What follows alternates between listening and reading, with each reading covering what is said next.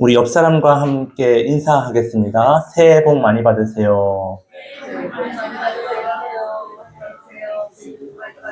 네, 여러분 복 많이 받으시기 바랍니다.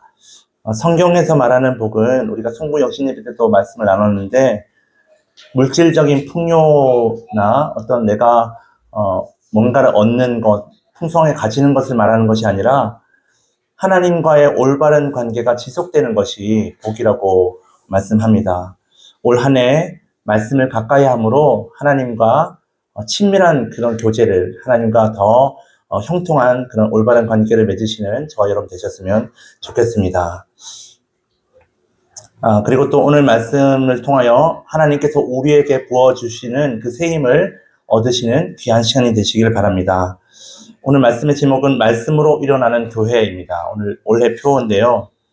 여러분, 말씀으로 일어나는 교회라고 하면 오해를 할 수 있습니다. 어떻게 오해할 수 있냐면 내가 열심히 말씀을 듣고 또 말씀을 읽고 또 말씀대로 실천해서 열심히 말씀 따라가면 우리 교회가 부흥하겠구나, 일어나겠구나, 그렇게 생각할 수 있습니다.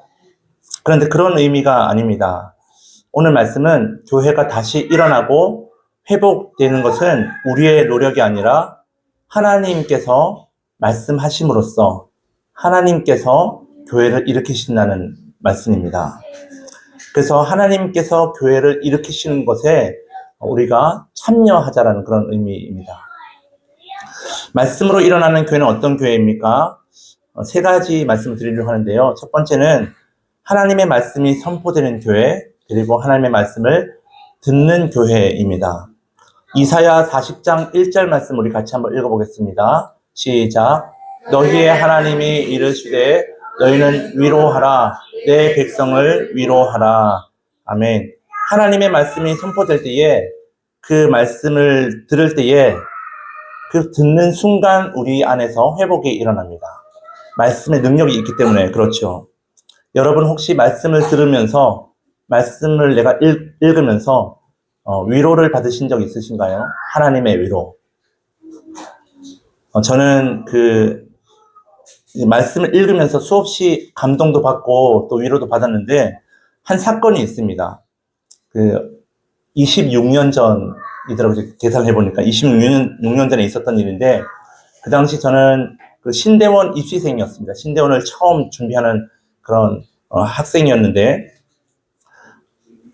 그래서 이제 대구에서 살다가 그 서울의 홍대 쪽에 저희 작은 누나가 살고 있어서 누나 집에서 한 3개월 정도 신세를 지고 낮에는 그 근처에 있는 홍익대에 가서 공부를 하고 밤에는 저녁에는 집에 와서 누나 집에서 공부를 했습니다. 그렇게 이제 신대원 입시 준비를 했습니다.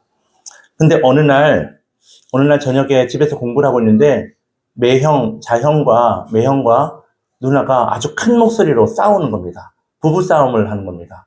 방에서 집중해서 공부하고 있는데 이제 입시가 얼마 안 남았는데 밖에서는 막 이렇게 싸우니까 공부가 집중이 안 되고 이게 산만해지고 어려웠습니다. 마음이 불편했습니다. 그리고 제가 또 우리 집도 아니고 얹혀 살고 있는데 신세지고 있는데 그러니까 약간 눈치도 보이고 나 때문에 싸우는 건가 이제 그런 생각도 들고 그래서 제가 집을 나왔습니다. 저녁 좀 늦은 시간이었는데 밖으로 나와서 갈 데가 없어서 돈도 없고 또 갈 곳 서울 지리도 잘 모르고 해서 제가 어디에 갔냐면 홍대 그 정문 앞에 갔습니다. 그리고는 학교가 도서관이 문이 닫은 시간이어서 쪼그리고 앉아가지고 제 친구에게 지금 공부해야 되는데 입시가 얼마 안 남았는데 지금 공부할 여건이 못 된다. 집이 지금 누나가 지금 싸우고 있다. 그런 식으로 저의 신세 한탄을 문자로 보냈습니다. 그러자 이 친구가 저에게 문자를 바로 보내줬는데 어떤 문자를 보내줬냐면 하나님의 말씀을 보내주는 거예요. 아이고 고생 많다 이렇게 뭐 위로의 말이 아니라 그냥 하나님의 말씀을 보내주는 거예요. 그게 옛날에는 카톡이 없었기 때문에 20몇 년 전에는 그래서 문자가 이제 단문 문자가 있고 장문 문자가 있잖아요. 장문은 돈이 많이 드니까 단문으로 끊어서 이 말씀을 3번 해서 딱딱 이제 보내줬는데 마치 이 문자가 하나님이 저에게 말씀하시는 것 같은 느낌이 들었습니다. 어떤 말씀인지 제가 소개를 드리겠습니다. 스바냐 3장 17절 말씀입니다. 너의 하나님 여호와가 너의 가운데 계시니 그는 구원을 베푸실 전능자시라. 그가 너로 인하여 기쁨을 이기지 못하시며 너를 잠잠히 사랑하시며 너로 인하여 즐거이 부르며 기뻐하시리라. 여러분, 저는 지금도 이 말씀을 읽으면, 이 말씀을 보면 그때가 생각납니다. 그때 그 추운 저녁에 갈 곳 없어서 공부는 해야 되는데 어떻게 해야 되나. 나의 처량한 신세를 돌아보면서 한탄하던 그때 그 모습, 그때에 하나님께서 나에게 말씀하셨던, 나를 만나주시고 위로해 주셨던, 내가 너와 함께 있다. 내가 너를 구원할 것이다. 내가 너를 기뻐하고 너를 잠잠히 사랑한다. 그 말씀이 저에게 주시는 하나님의 말씀처럼 들려서 이 말씀을 읽을 때마다 너무 이제 위로가 되고 감동이 되는 그런 말씀입니다. 여러분도 아마 성경 읽으시면서 어떤 사건이 있을 것입니다. 위로가 되었던 어떤 위기의 때에 또 문제 앞에서 기도했을 때에 주셨던 그 말씀 여러분 마음에 간직하고 계실 텐데요. 근데 이사야서 40장 1절에 보면 내 백성을 위로하라 라는 이 말씀은 죄와 심판으로 절망 가운데 있는 이스라엘 백성들, 지금 포로 생활하고 있는 그 이스라엘 백성들에게 하나님께서 주실 말씀입니다. 희망이 없고 절망 속에서 미래가 보이지 않는 그 캄캄한 현실 속에서 살아가는 이스라엘 백성들에게 나라도 잃어버리고 신앙의 자유도 없고 아무것도 내 뜻대로 이룰 수 있는 그 절망적인 이룰 수 없는 그 절망적인 순간에 이스라엘 백성들에게 꼭 필요했던 말씀이 바로 이 하나님이 위로하신다라는 말씀이죠.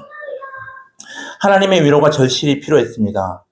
아무도 나의 힘듦과 어려움과 또 아픔과 나의 이 깊은 상처를 아무도 이해하지 못하지만 하나님께서 내가 네 마음을 다 알고 있다. 내가 너를 보았다.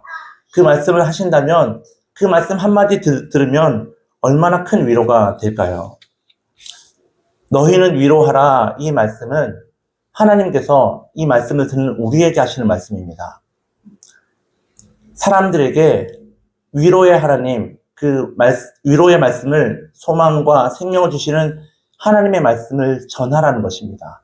선포하라는 것입니다. 교회는 말씀을 선포하는 공동체가 되어야 합니다. 다른 사람을 판단하고 비난하고 또 정죄하는 그런 말이 아니라 수근수근 거리면서 욕하는 그런 말이 아니라 형제와 자매에게 상처 주고 영혼을 죽이는 그런 말이 아니라 생명을 살리는 말, 소망을 주는 말, 그리고 위로를 주는 그 하나님의 말씀을 우리의 입을 통하여 전해야 하는 것입니다. 회복의 출발은 환경의 변화에 있는 것이 아니라 하나님의 말씀이 들려지는 것에 있습니다. 말씀을 들을 때에 또 말씀이 나에게 임할 때에 내가 말씀을 전하는 그 도구로 쓰임받을 때에 변화가, 회복이 나타나는 것입니다. 이사야 40장 3절에 보면 외치는 자의 소리여 이르되 너희는 광야에서 여호와의 길을 예비하라. 이 말씀이 세례 요한을 통해서 이루어지게 되었죠. 이 말씀을 보시면 내가 나의 자랑할 것을 드러내는 것이 아니라 나를 나타내는 말이 아니라 주님의 오심을 여호와의 길을 예비하는 말씀을 전하라는 것입니다. 오시는 주님을 증언하는 증인이 되라는 말씀입니다. 또 8절 말씀을 우리 같이 한번 읽어보겠습니다. 8절 시작.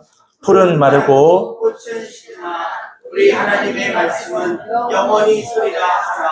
아멘. 세상의 아름다운 것들은, 예쁜 꽃들은 다 시간이 지나면 시들게 마련입니다. 영원한 것이 없습니다.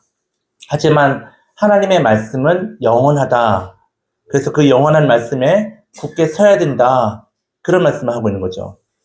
하나님의 말씀이 선포될 때에 그 말씀에 귀를 기울이고 받은 말씀을 이웃에게 전함으로써 말씀으로 일어나는 교회가 되시길 바랍니다. 두 번째, 말씀이 들려지기 시작하면 그 다음에 일어나는 변화가 이 말씀을 통하여 하나님을 다시 바라보게 됩니다. 26절의 말씀을 제가 쉬운 성경으로 읽어드리겠습니다. 눈을 들어 하늘을 바라보아라. 누가 이것들을 창조하였느냐? 그분께서 모든 별들을 하나씩 이끌어내시며 각각 그 이름대로 부르신다. 그분은 매우 강하시고 능력이 많으셔서 그 이름을 하나도 빠뜨리지 않으신다. 이사야 40장 그 1절부터 31절까지 내용 중에서 11절까지 내용은 이제 위로에 관한 말씀이고 12절부터 26절까지는 창조주 하나님의 능력에 대해서 말씀하는 내용입니다.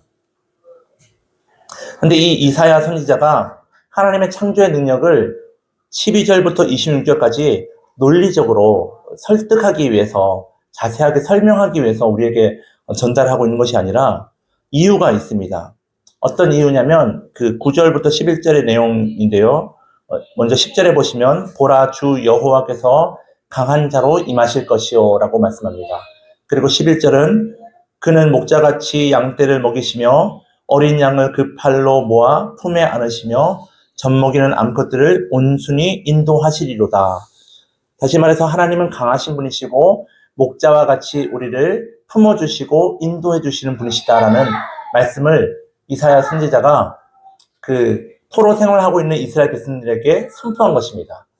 그랬더니 이 포로로 끌려가서 고단한 삶을 살고 있는 지쳐있는 이 백성들이 그 말씀을 듣고 위로를 받는 것이 아니라 받아들이지 못하는 겁니다. 왜냐하면 하나님께서 강하신 분이라면 전능자시라면 그리고 우리를 돌보시는 목자시라면 왜 우리를 바벨론 포로로 끌려가도록 내버려 두셨는가? 바벨론 신보다 약한 분이 아닌가? 그렇게 반문을 하는 것이죠. 어떻게 하나님이 강하신 분이라고 할 수 있고 목자처럼 우리를 돌보신다고 인도하신다고 할 수 있는가? 목자라면 어떻게 양들을 이런 고통에 보낼 수가 있는 것인가? 라는 질문을 하는 것이죠. 이 이스라엘 백성들의 말은 정말 합리적이고 논리적이고 설득력 있는 그런 말입니다. 포로 생활하고 있는 그들의 입장에서 볼 때는 정말 하나님은 힘이 없는 것 같고 하나님이 그들을 버리신 것 같은 현상으로 볼 때는 그렇게 느껴질 수 있습니다. 그런데 여러분, 나의 상황과 또 나의 이 짧은 경험과 또 내가 바라보는 그 가치관과 그 선입견으로 하나님을 다 이해할 수가 없습니다. 교회를 다닌다고 해도 성도들이 실족하고 시험에 들고 또 신앙생활에 기쁨이 없고 늘 불평과 원망을 가지고 힘겹게 살아가는 이유는 우리가 현상만 바라보기 때문에 그렇습니다. 문제만 바라보기 때문에 그런 거죠. 상황만 바라보면서 다른 사람과 비교하면서 나 자신의 그 마음을 돌아보지 않는 것입니다. 그냥 나의 유익을, 내가 피해본 것, 내가 힘들어하는 것만 생각하는 것이죠. 문제를 바라보지 않고 하나님을 바라봐야 하는데 하나님이 보이지 않는 것입니다. 보이는 현상만 바라보기 때문에 불평이 있고 힘들고 어려운 것이죠. 천지를 창조하신 하나님의 능력은 우리의 이성과 우리의 상식을 뛰어넘습니다. 그래서 하나님을 전능하신 하나님, 불가능이 없으신 하나님으로 우리가 말씀을 하죠. 입으로는 창조주 하나님, 전능하신 하나님이라고 고백하지만 하나님의 능력을 우리 이성으로 제한할 때가 많습니다. 믿음의 시야를 넓혀야 합니다. 눈에 보이는 것만 보는 것이 아니라 보이지 않는 영의 세계를 볼 수 있도록 영의 눈을 열어주시옵소서, 영의 귀가 열리게 하여 주시옵소서라고 하나님 앞에 기도해야 하는 것입니다. 이 세상에서 일어나는 모든 문제들, 우리 삶 가운데서 닥치는 그 모든 어려움들은 다 영적인 문제 가운데서 일어나는 것입니다. 그래서 현상만 바라보는 것이 아니라 이 가운데 하나님의 뜻이 무엇인지 하나님을 바라보고 하나님의 뜻을 알 수 있도록 하나님을 찾아야 하는 것이죠. 우리가 어떻게 하나님을 보이지 않으시는 하나님을 바라볼 수 있을까요? 바로 말씀을 통해서, 그리고 말씀 속에서 계시하시는 그 하나님을 말씀으로 만날 수 있습니다. 나의 생각과 경험을 초월하신 크신 하나님, 나의 이성으로 제한하는 그런 작은 하나님이 아니라 나의 이성을 뛰어넘으시는 크신 하나님을 바라보아야 합니다. 하나님을 작게 생각하면 하나님을 의지하지 않게 됩니다. 그러나 하나님을 크게 보면 하나님을 찾고 하나님을 온전히 의지할 수 있죠. 우리 은혜가 지금 중3이고 이제 다음 주에 졸업하면 이제 고등학교로 올라가게 되는데요. 중학교 1학년 때까지만 해도 수학 문제를 풀다가 모르는 게 있으면 저한테 와가지고 아빠 이거 어떻게 풀어요? 하고 질문을 했습니다. 그래서 제가 이제 초등학교 6학년 하고 또 중학교 1학년 때까지는 문제가 쉬우니까 다 풀 수 있었는데 제가 그 풀이 방법을 이제 답만 풀어주는 것이 아니라 풀이 과정을 이제 설명을 해줬더니 나중에는 은혜가 혼자서 이제 문제를 푸는 겁니다. 그러다가 이제 중학교 2학년 올라가니까 이제는 저에게 찾아오지 않습니다.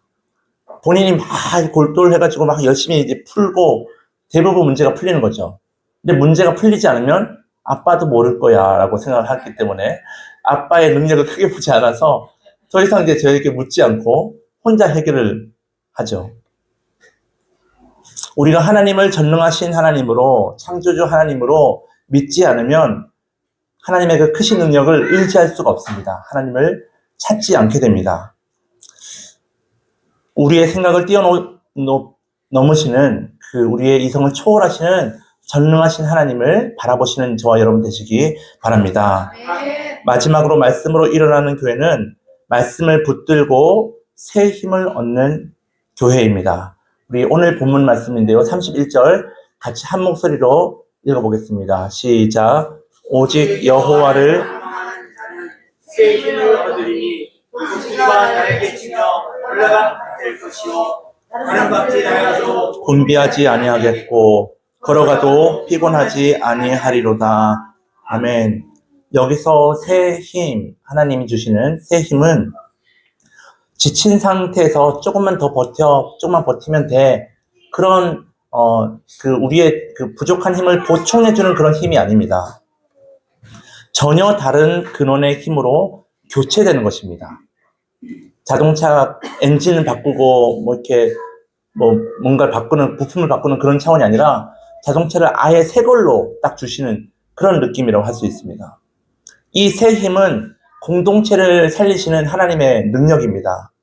어떤 프로그램이나 어떤 계획이나 전략, 이런 것이 아니라 선포되는 말씀을 통하여 교회는 살아나게 됩니다. 또한 하나님의 말씀이 우리 삶의 기준이 될 때에 우리 성도들의 영혼은 회복되고 교회는 숨을 쉬는 교회, 생명력 있는 교회가 될 수 있습니다. 말씀이 성도들의 삶과 교회를 새롭게 변화시킵니다. 그러므로 이 말씀에 붙들려서 새 힘을 얻어야 합니다.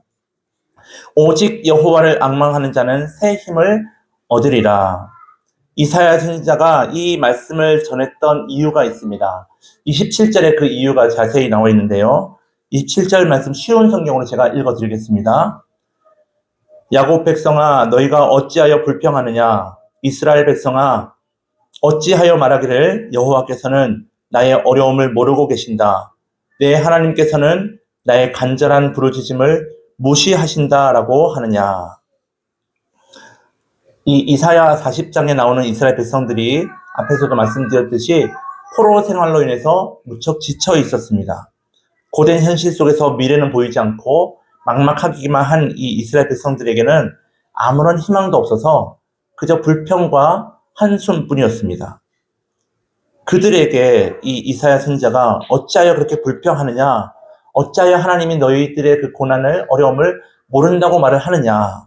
왜냐하면 계속해서 그들이 하나님을 제한을 두고 하나님의 능력을 무시하고 있기 때문이죠. 그래서 28절에 이사야 선지자가 이렇게 말씀합니다. 제가 다시 한번 쉬운 성경으로 읽어드리겠습니다. 너희가 알지 못하였느냐? 너희가 듣지 못하였느냐? 여호와께서는 영원하신 하나님이시며 온 세계를 창조하신 분이다. 주께서는 지치지도 않으시고 피곤해하지도 않으신다. 아무도 주의 크신 지혜를 알지 못한다. 지치지도 않으시고 피곤하지도 않으신 능력이 많으신 하나님, 크신 지혜를 가지신 그 하나님께서 우리의 모든 것을 해결할 수 있다라는 것을 전하고 있는 것이죠. 그렇게 하나님은 온 세상을 창조하신 전능하신 하나님이신데 어찌하여 하나님에 대해서 불평하고 어찌해서 하나님을 모른다고 내 기도를 하나님께서 무시하신다고 그렇게 말을 하느냐. 좁은 선입견으로 나를 바라보고 나의 상황을 바라보면 절망적일 수밖에 없지만 하나님을 앙망하면, 하나님을 바라보면 하나님께서 새 힘을 주신다라는 말씀입니다. 여러분, 요즘은 이 앙망이라는 말을 잘 쓰지 않는데, 그런데 이 번역이, 옛날 성경에서 번역된 이 번역이 참 한자로는 뜻이 깊습니다. 우러러보며 바란다, 우러러보면서 소망한다라는 뜻인데요. 히브리어로는 이 카바라는 단어입니다. 카바. 단순하게 이제 번역하면 기다린다라는 뜻인데, 단순한 기다림이 아니라 그 기대를 품고 간절히 바라면서 신뢰하면서 기다리는 걸 말합니다. 내가 기다리면 하나님께서 응답해 주시겠지. 내가 기다리면 하나님이 나를 구원해 주실 거야. 그런 하나님에 대한 신뢰를 가지고 기다리는 것이죠. 소망을 가지고 기다리는 것입니다. 간절하게 바라면서 기다리는 것입니다. 근데 이 단어의 원래 그 어근은 밧줄을 꽂아 단단히 묶다라는 뜻입니다. 여호와를 앙망한다는 것은 하나님의 말씀에 내가 밧줄로 묶인 것처럼 그 말씀에 완전히 붙들림 받는 것을 말하는 것입니다. 느슨하게 하나님과 연결되어 있는 것이 아니라 그 말씀에 단단히 묶여서 하나님을 사모하면서 바라면서 기다리는 것입니다. 이렇게 말씀에 단단히 묶여있는 사람은 새 힘을 얻게 되는데 독수리가 날개치며 올라감 같을 것이라고 말씀합니다. 여러분, 작은 새들은 그 하늘을 날 때 자리에서 올라갈 때 열심히 막 날개짓을 하잖아요. 그래서 날개짓을 많이 해야 떨어지지 않습니다. 파삭파삭 끓이면서 이제 날아갑니다. 근데 이 독수리는 절벽 위에서, 절벽 끝에서 자신의 몸을 그냥 확 던집니다. 아래로, 절벽 아래로 확 던지면서 가만히 날개만 펴고 기다립니다. 기다리다가 무엇을 기다리냐면 이제 그 상승 기류를 이제 기다리는 거예요. 바람을 기다리는 겁니다. 그래서 바람이 쫙 높은 곳에 바람이 불면 그 바람을 타고 자기가 날개짓 하지 않고 그 바람을 타고 슈 하고 멀리 날아가는 거죠. 그게 독수리의 특징입니다. 보이지 않는 힘에 자신을 맡깁니다. 자신의 능력을 믿는 것이 아니라 바람을 신뢰하고 그렇게 맡기는 거죠. 마찬가지로 말씀으로 일어나는 교회는 우리가 가진 조건, 우리의 능력, 우리의 여건을 가지고 우리의 역량을 의지하는 것이 아니라 하나님의 말씀과 하늘로부터 불어오는 성령의 역사에 자신을 맡기는 교회입니다. 말씀을 붙드는 교회는 결국 새 힘을 얻게 되고 다시 달리고 다시 걸어가게 된다라고 오늘 본문에서 말씀합니다. 성도 여러분, 말씀으로 일어나는 교회는 교회가 말씀을 붙들어서 일어날 수 있는 교회가 아닙니다. 하나님께서 말씀하실 때에 그 말씀을 우리가 들을 때에 그 말씀을 붙들을 때에 교회는 다시 일어나게 됩니다. 말씀이 선포될 때에 위로가 회복되고 말씀 안에서 하나님을 볼 때에 우리의 믿음이 살아나게 됩니다. 오직 여호와를 앙망할 때에 하나님께서 우리에게 새 힘을 주십니다. 올 한 해 말씀으로 일어나는 교회, 이 말씀 붙드시고 그리고 교회뿐만 아니라 말씀으로 일어나는 가정, 말씀으로 일어나는 우리 모두의 삶이 되시기를 간절히 바랍니다.